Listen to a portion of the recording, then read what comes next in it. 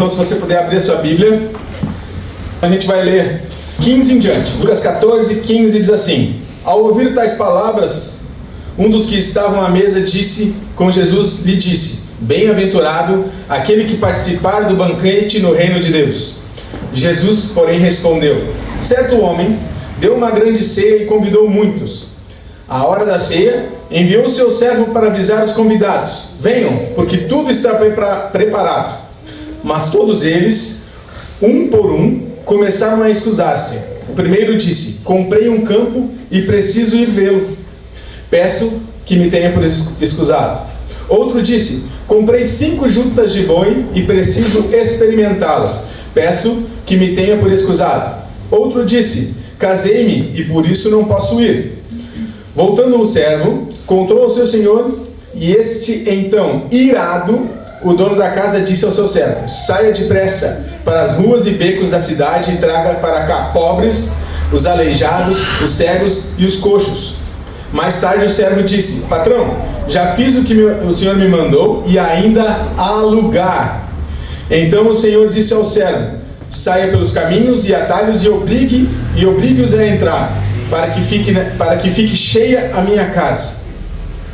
Porque digo a vocês que nenhum homem daqueles que foram convidados provará a minha ceia.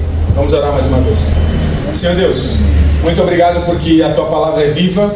Obrigado porque a Tua palavra é verdadeira e habita em nós. Amém. Faz de nós discípulos, servos Teus, mais parecidos contigo, Jesus. Amém. Seja Teu Espírito Santo a falar nessa manhã, não eu. Dá-me entendimento do que Tu quer para a minha vida e para a vida dos irmãos aqui, a cada um aqui. Tu és um Deus individual e é um Deus comunitário. Então fala o meu coração e o coração de cada um. Eu clamo nessa manhã em Teu nome, Jesus. Amém. Amém. Jesus. A gente precisa entender um pouco mais desse contexto, né? Nós falamos ali, então, no 15, Jesus está falando para quem? Quem lembra? Quem estava aqui lembra? Quem que Jesus estava falando? Para os pobres, para as mulheres, para os marginalizados. Aqui Jesus, a gente tem que ler lá no começo do 14, está jantando, ou ceando, ou almoçando, na casa de um fariseu, na casa de alguém importante, tá?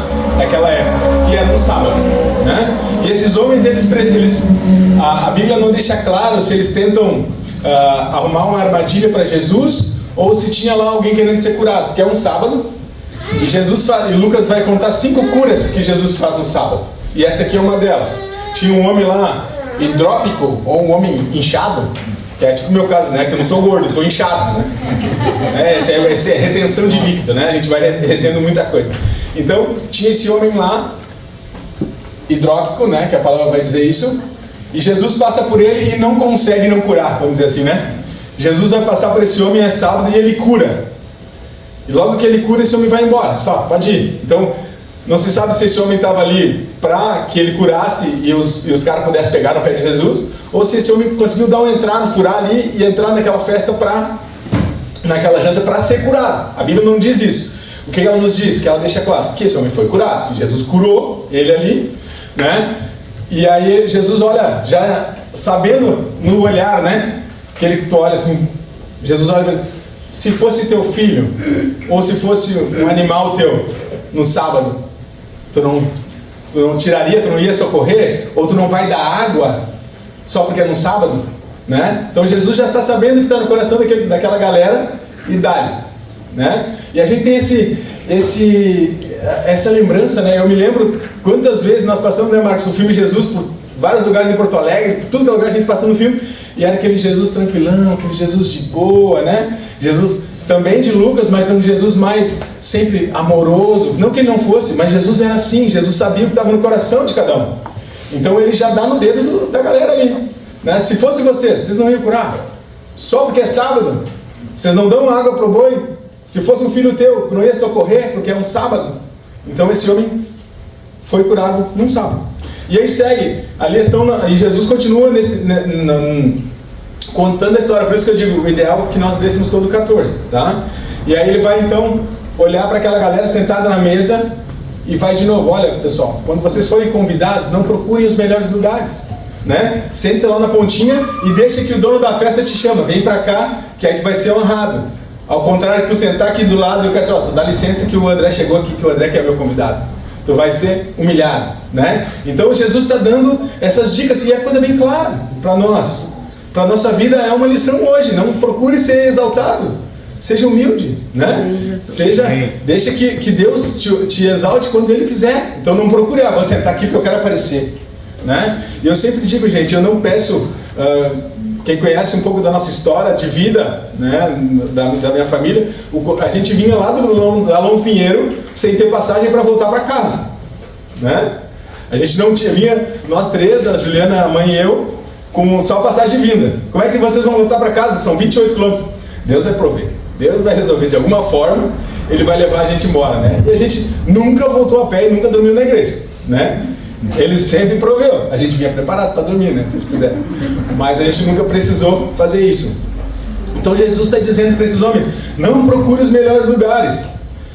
Mas uma parábola, que é o que a gente leu, ela sempre vem após um questionamento ou uma explicação. E aqui um homem diz, Jesus conta dá esse detalhe ali, né? Dos melhores lugares, e alguém diz: feliz aquele que estiver sentado no banquete no reino dos céus. Ele está querendo dizer assim: eu vou ser feliz quando eu estiver lá no reino dos céus, não no banquete aqui. Porque Jesus conhecia o coração dele, né? A maioria eram líderes ali, a maioria eram homens de uma categoria, vamos dizer assim, naquela sociedade. E ele diz assim: o banquete aqui não quer dizer nada.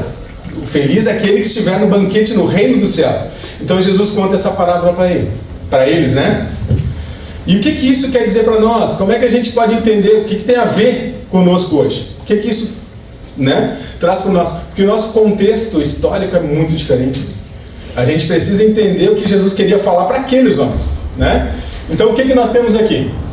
Um banquete, né? Jesus falando que certo homem fez um banquete e mandou convite. Naquela época, um convite para uma festa assim, imagine, não era um jantar na minha casa na quinta-feira, né? Não era um almoço aqui na igreja, era um banquete de alguém muito importante. E esse banquete, ele tinha dois convites. Um convite como se fosse um casamento, imagina, né? No nosso casamento a gente mandou um convite bastante tempo antes, as pessoas confirmaram, né, para que a gente pudesse organizar, e no dia as pessoas chegaram lá. O judeu, o convite deles é assim: Roberto, dia 20 vai ter o banquete, mas nesse convite não tem horário, só tem que vai ter uma festa. E você dizia: beleza, conta com a gente que nós vamos. No dia, vinha, o que ele faz aqui? Ele manda o servo avisar: ó, venham que o banquete está pronto, podem vir, está pronto, né?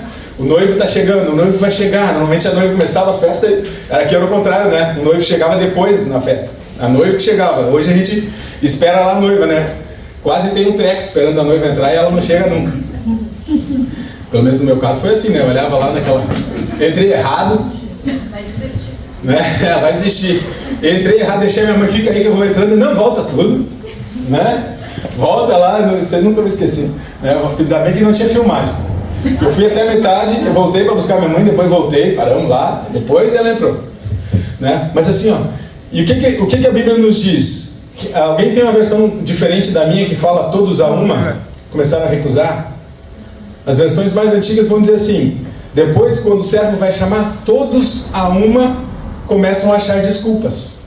Ou seja, é como se fosse assim, eu sei que ninguém fez aqui, né? Mas alguém já combinou mentira. Antigamente, né? Antes, já combinou a mentira: ó, fala isso, fala aquilo. É como se eles tivessem combinado essa mentira, esses três.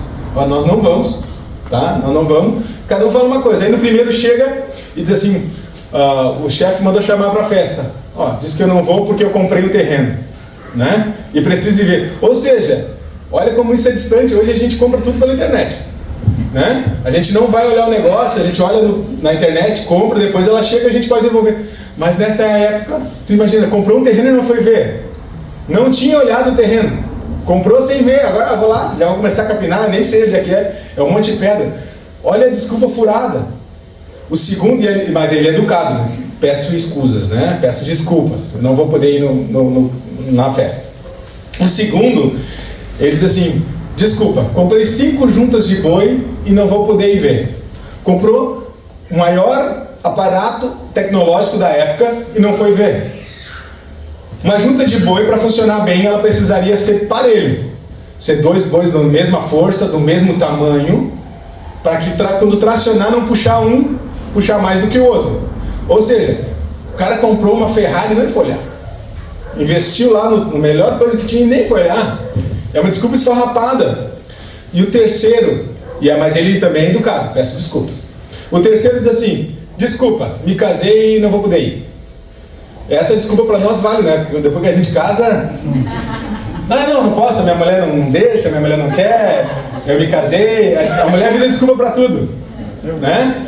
Até figurinha, gosta daquela figurinha assim: a minha mulher diz que eu não quero ir, né? A minha mulher diz que eu quero descansar hoje, né? Então assim, e esse nem desculpa pede. Mas aí voltando, por que isso não contextualiza em nada conosco?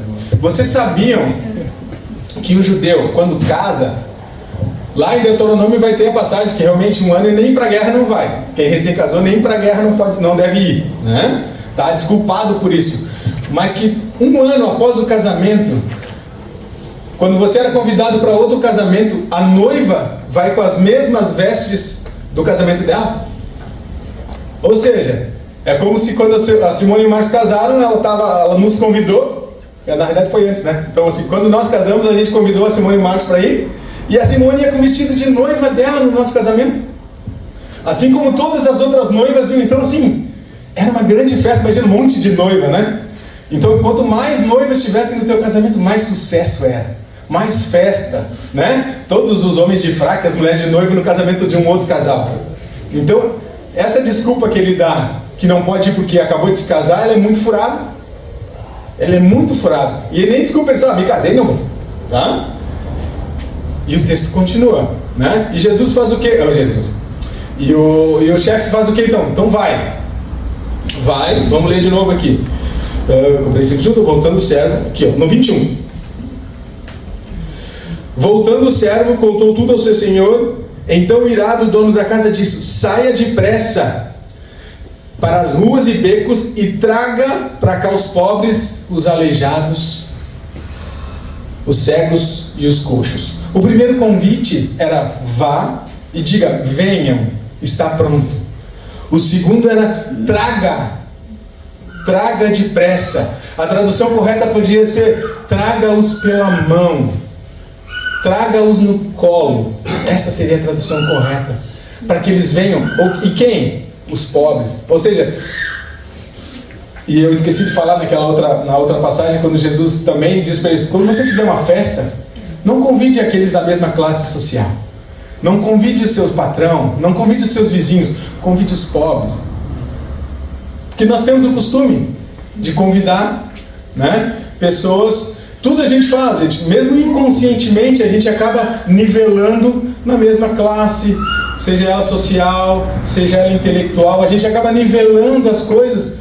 E inconscientemente, muitas vezes a gente faz isso pensando ali na frente: eu vou convidar o Roberto, porque a hora que o Roberto fizer churrasco, ele me chama também. Eu vou convidar o Marquito, porque a hora que eu precisar de um cara que filme alguma coisa, eu sei que ele vai estar lá. E eu vou poder contar com ele. Inconscientemente, o mundo nos faz a gente pensar dessa forma. E a palavra, o mestre está dizendo que vai e traga os pobres, traga os rejeitados, traga os coxos, os cegos. E agora não é mais convite, agora é traga pela mão. E quando esse cara volta, ele diz assim: chefe, trouxe todo mundo, mas ainda há lugar. Aí essa palavra eu quero que você guarde na sua mente, que você anote na sua Bíblia, que você rabisque se você quiser. Ainda há lugar. Não está cheio, tem lugar aqui, tem lugar ali, tem muito espaço, a gente pode mudar de salão. Ainda há lugar. Se toda a igreja tivesse uma placa escrita ainda há lugar, e cada um de nós entendesse o nosso papel, nós estaríamos trazendo pessoas, estaríamos falando desse amor, falando dessa misericórdia que nos alcançou um dia. No meu caso, já 26 anos atrás. Eu não sou perfeito, eu preciso fazer muito isso. E quando eu li esse texto, ele falava comigo: ainda há lugar. O que eu estou fazendo? Quem sou eu? Qual é o meu papel? Quem sou eu nesse convite? Quem sou? Nesses três aqui. A gente vai falar sobre o outro agora. Ainda há lugar. E o mestre diz então vai, nos valados, ou seja, vai para a periferia, vai para outra cidade, vai para fora e traz os rejeitados. E agora ele não está dizendo traz pela mão, ele está dizendo, aqui no texto diz obrigam, mas a melhor tradução seria convence-os. Convence-os, insta, insiste para que venham, porque eu quero a minha casa cheia. Que relação esse banquete tem a ver com a gente? Que relação esse banquete tem a ver conosco? Por que venham? Por que traga pela mão? E por que convence-os? Quem somos nós? Vamos fazer um exercício assim, simples, tá? Quem somos nós aqui, nesse convite? Quem a gente poderia ser nesse convite? Se a gente entender que os primeiros convidados, Jesus estava falando para quem? Lá para os judeus. Que os primeiros convidados que recusaram o convite eram os judeus, nós somos os segundos. Nós somos o segundo, né? Nós somos aqueles que foram trazidos pela mão, aqueles que foram carregados. Muita gente me carregou até aqui. Eu falei para você que a gente não tinha passagem para vir. Era assim, as pessoas, um irmão no final do culto botava um saco de ficha no bolso, o outro irmão, toma R$5, isso na época lá, né? 20 da tarde, toma R$5 para botar de gasolina. E o Paulo André parava no posto e dizia assim, bota 3. Bota 3 que 2 eu vou passar a semana. Para ver a situação, o irmão dava carona para nós, ainda guardava 2 quilos para passar a semana, né? Nós somos esses, nós fomos trazidos, nós somos carregados, né? Até aqui, nós tem pessoas que nos cuidam, né? Vocês estão aqui, vocês, nossos convidados que a gente está conhecendo hoje, foram trazidos pelo Roberto, foram cuidados pelo Roberto numa época, então ele tem importância na vida de vocês. Então nós também temos que trazer outros pelas mãos. Nós também temos que falar desse Cristo, falar desse reino que hoje habita em nós. Esse é o nosso papel. Então quem são? Se nós somos o segundo, quem são o terceiro? Quem é esse terceiro grupo que a gente tem que insistir? E esse é o que Deus mais falou comigo nesse final, quando eu lia esse texto durante a semana passada, insistindo nisso. Quem são esse terceiro grupo? Quem é esse terceiro grupo? É aquela pessoa que você acha que não merece. Aquela pessoa que você acha, não, esse aí não vai se converter. É aquele seu tio xarope, bebum. É aquela sua prima que já tem 2 filhos lá e fica só pedindo ajuda. De novo? De novo, a fulana teve a mesma chance que todo mundo, mas não quer. Só quer viver pedindo. Essa é. E ela precisa tanto quanto nós. Porque não é mérito. Você não merece. Eu não merecia a morte de Cristo naquela cruz, ele morreu por cada um. Essa pessoa também não merece. Então não é que ela tenha que melhorar, que ela tem que deixar a droga primeiro, que ela tem que deixar isso, deixar o seu vício. Não. Cristo em primeiro lugar na vida dela. As coisas vão mudar depois. As coisas vão mudar com o tempo, com o habitar do Espírito Santo, essas coisas vão deixar. O meu pai, a gente brigava sempre quando eu falava de Cristo para ele, lá antigamente, ele dizia, não, eu preciso deixar muita coisa para ir na igreja. E a gente tem esse raciocínio, né? Eu preciso deixar isso primeiro, depois ir na igreja. E não é ir à igreja. Não é ir à igreja. Ir à igreja não adianta nada. É só cumprir rito. Cumprir rito não resolve. O que resolve é Jesus Cristo habitando em você. É Jesus Cristo transformando a sua vida. Os judeus não receberam convite nem no tempo de Adão, né? Adão, o primeiro homem, pecou e foi separado de Deus. E nós sofremos isso até hoje. Nós estamos separados pelo pecado. E só Jesus nos aproxima de Deus novamente. E o convite, ele foi feito para você e foi feito para mim. Basta que cada um de nós aceitemos. Basta que cada um de nós aceitemos. Marcos fala uma outra passagem de um banquete também, mas do banquete de um rei, de uma festa de casamento, né? Não é o mesmo que a gente está lendo aqui. Até pela sequência que vem a história não é a mesma. Mas nesse banquete, o convite foi feito a todos. O convite foi feito para você e foi feito para mim. E nessa manhã você não está aqui por acaso. Porque eu fui porque o Roberto me convidou. Eu fui porque a Thalita me convidou. Você está aqui porque Deus tem algo para falar para você. Isso não é jargão de crente, isso não é mania de pregador. Você está aqui porque Deus tem algo para falar ao seu coração. Amém. Amém? Amém. Assim como Ele tem falado comigo, Ele quer falar com você. E porque eu tenho compreendido não quer dizer que eu sou melhor que você. Eu levei, tem coisas aqui que eu tenho lido hoje, 26 anos que eu levei para entender, gente. Os evangelhos têm sido muito mais claros hoje, 26 anos depois, do que foram quando eu me converti, que foram 5 anos, foram 10, ou que foi o ano passado.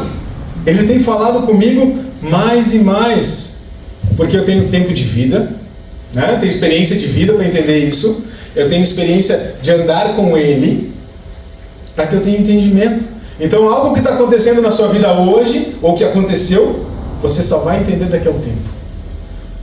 Porque o nosso andar com Cristo, ele é contínuo.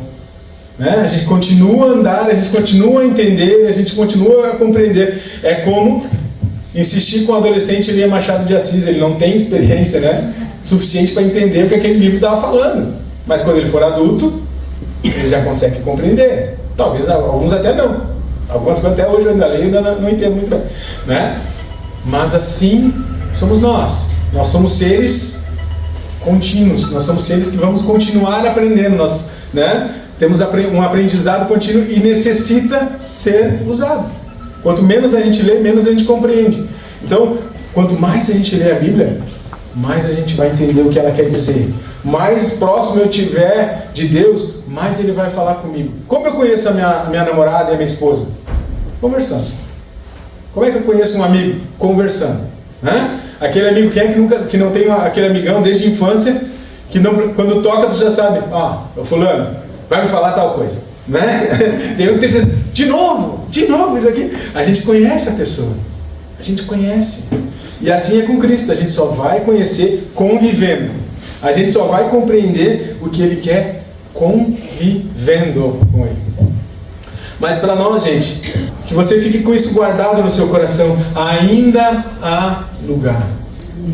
Quando cada um de nós entendemos que ainda há lugar para as outras pessoas na minha vida, que ainda há lugar para esses pobres, para esses rejeitados, para os homossexuais, para os drogados na sua vida, ainda há lugar. Porque Cristo morreu por todos. Cristo não escolheu, vou morrer só pelo André. Pelo Alceu não. Ele morreu por todos. Agora, o que isso fala na minha vida? Como eu tenho compreendido esse sacrifício? E como eu tenho aceito, esse papel é seu. Esse papel eu não posso escolher. Por mais que o texto ele diga, vai e traga-os pela mão, eu não posso trazer você pela mão. Eu posso ajudar você por um período, mas a decisão é sua. Eu posso instar, né? Como diz a segunda, eu posso insistir, mas a decisão ela é só sua. Aceitar o Espírito Santo de Deus habitar em você, aceitar Jesus Cristo, que a gente tantas vezes aceita Jesus, essa decisão é sua, única e exclusivamente sua. Amém, Jesus. Amém? Então, quero que a gente faça um exercício, né? Que a gente faça um exercício para a gente já ir concluindo. A gente coloca no lugar do grupo A, que conhecia o banquete. Né? O grupo A já sabia. Isaías já anunciava lá, Isaías 25 já anunciava que teria um grande banquete, que ia ter festa com vinho velho, né? Deus já sabia que vinho quanto mais velho melhor, né? E carne gorda. Terá um banquete, Isaías vai falar, terá um banquete, diz assim Isaías, e o Senhor dos Exércitos dará nesse dia a todos os povos festa com animais gordos e uma festa de vinhos velhos, com tutanos gordos e vinhos velhos. E que dia é esse? Né? Que dia é esse? Não é só quando chegar lá, quando Cristo morreu na cruz. O reino já está conosco. O reino já começou, gente. Amém? O reino já começou. O reino de Deus já começou. A gente passa enganado achando que a gente tem que viver bem, ser bonzinho, e quando morrer a gente vai para o céu para estar com Jesus. Não, o reino já começou.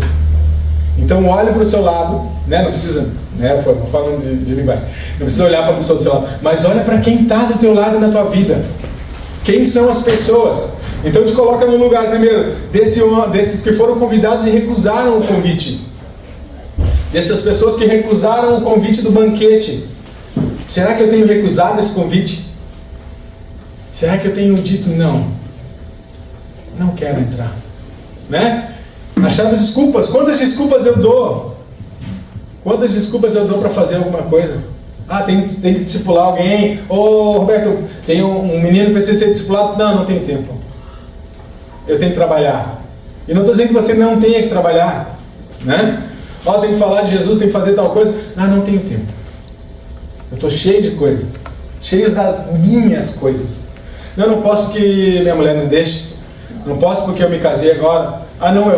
Eu comprei mais uma empresa e eu tenho que ir lá trabalhar mais, para fazer mais, para comprar mais. Né? Aí eu troquei de carro, não posso ir. Quantas desculpas você tem dado quando Cristo te chama para o banquete? Você tem se enchido de coisas para fazer para ter menos tempo para Ele. Ou se você é o grupo B, que não tinha roupa para ir na festa, que não tinha condições de ir até a festa, que não foi convidado, mas que foi à festa, que entendeu o convite e está lá, ou está aqui, né? Nessa festa, recebendo de Deus, sendo alimentado por Ele, sendo alimentado pelas coisas que Ele tem lhe dito, lhe ensinado. Ou será que você ainda é... Eu acho que aqui, graças a Ele, não tem nenhum aqui que seja rejeitado. Não tem ninguém aqui que tenha hoje vivendo nas periferias da vida. Na dependência de droga, na dependência de outras coisas. Mas certamente você conhece alguém. Certamente nas nossas convivências tem muitas pessoas ainda que precisam de Cristo. Muitas pessoas que precisam apenas que tu diga: vem comigo, ainda há lugar. Vem comigo que na minha igreja, que é Jesus, não é esse lugar aqui, não é lá em Montenegro, na igreja de Jesus ainda há lugar. Amém? Quantas pessoas você conhece assim? Quantas pessoas precisam ouvir desse Evangelho? Porque o Evangelho não foi, a morte de Cristo não foi para me salvar. A gente cantou, né? Ele é nosso Salvador, mas Ele é nosso Senhor. Ele não veio para salvar exclusivamente você, Ele veio para salvar todos. Mas alguns ainda não ouviram disso. Alguns ainda não tiveram a oportunidade de conhecer Ele. Então aproveite. Entenda o seu papel nesse tríplice convite aqui. Quem sou eu? Mas lembre-se, você não é o dono da festa. Se ponha no lugar dos convites, mas não se ponha no lugar do dono da festa. Não cabe a você dizer, esse merece ou aquele não merece. A gente faz isso, né? A minha irmã tinha convidado a Ana Paula para vir, não pôde vir. Mas a Ana Paula na infância foi assim, ela olhava para a cara de uma... Não gostei, não quero nem conversar. Não adiantava tentar convencer ela do contrário. Quantas vezes a gente faz isso? Olha para uma pessoa e acha que ela não é merecedora. Quantas vezes a gente passa por alguém na rua, atravessa a rua? Quantas vezes a gente olha alguém vindo na calçada e dá um lado? O mundo é perigoso, a gente sabe disso, né? O mundo tem feito a gente repensar muitas coisas, mas Jesus Cristo veio por ele também. Não é só por você. Então, não se coloque no dono da festa que decide quem entra e quem não entra. Apenas receba o convite e quem sabe você vai ser esse que vai insistir, que vai levar pela mão, que vai trazer. Amém? Amém. Vamos orar. Senhor Deus, muito obrigado porque nós estamos em festa. Em festa pela Tua presença, não porque comemoramos uma data de aniversário de uma igreja, mas sim porque Tu estás aqui conosco. Amém.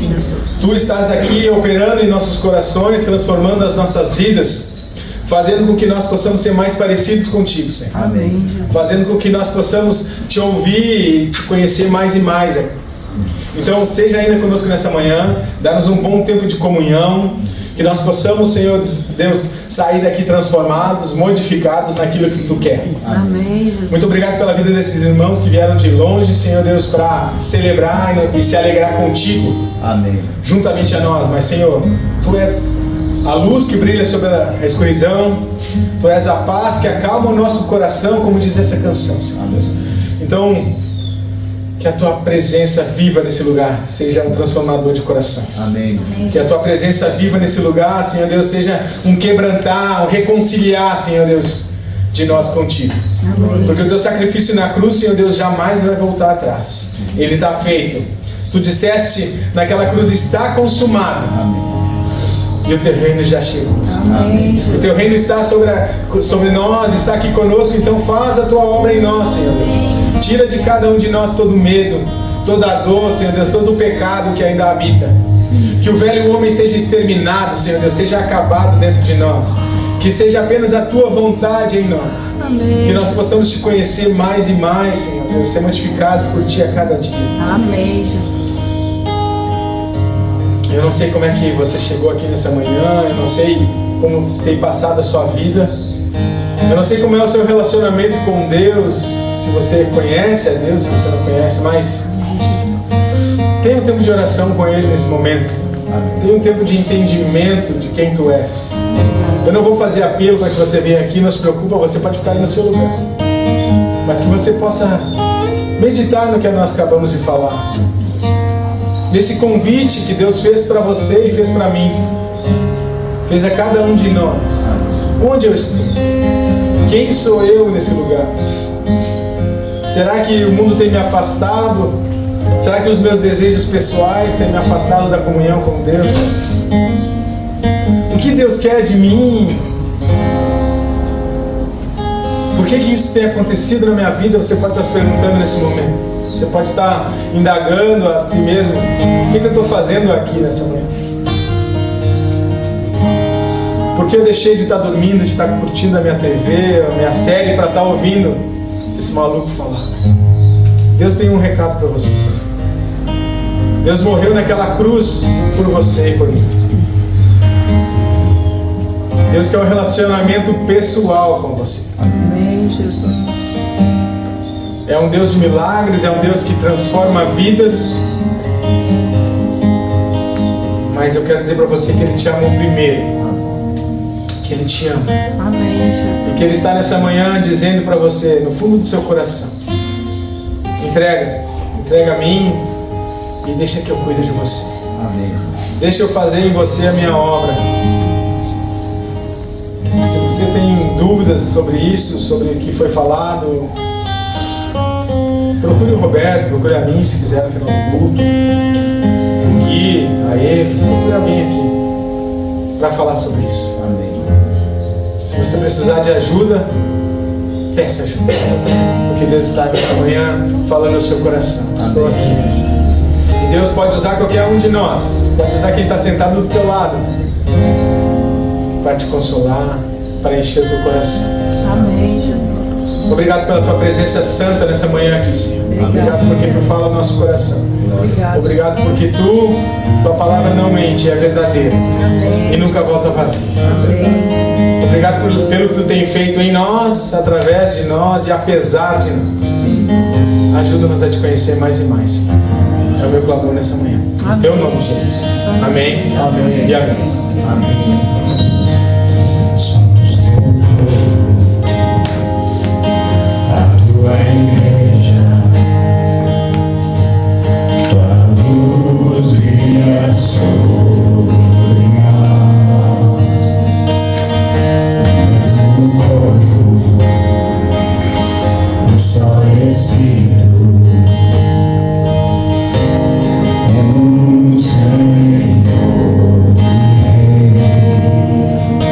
Faça a tua vontade através de nós, que o teu reino venha, que o teu reino venha. Faça a tua vontade através de nós, que o teu reino venha, que o teu teu reino venha. Tu és a luz que brilha sobre a escuridão. Tu és a paz que acalma todo coração.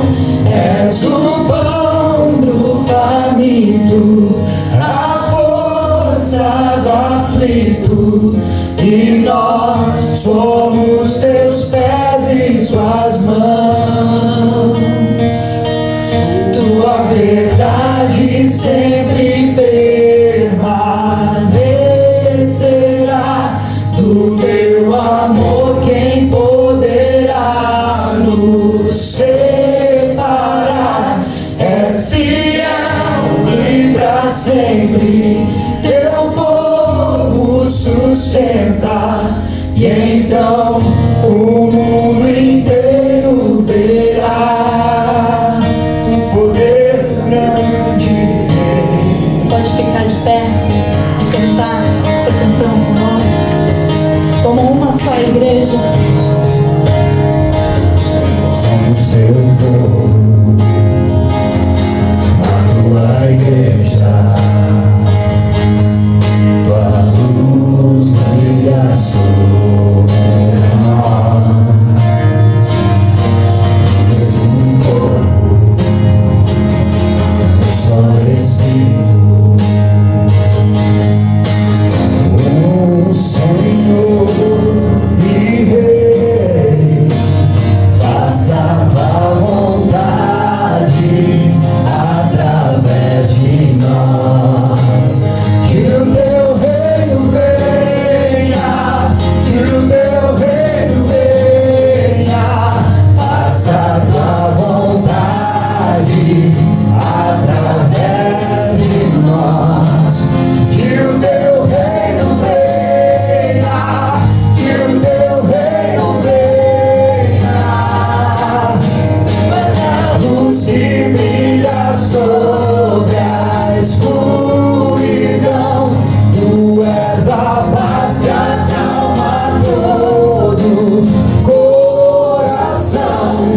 És o pão do faminto, a força do aflito, e nós somos teus pés e tuas mãos. Tua verdade sempre permanecerá. Do teu amor quem poderá nos separar? És fiel e pra sempre teu povo sustenta.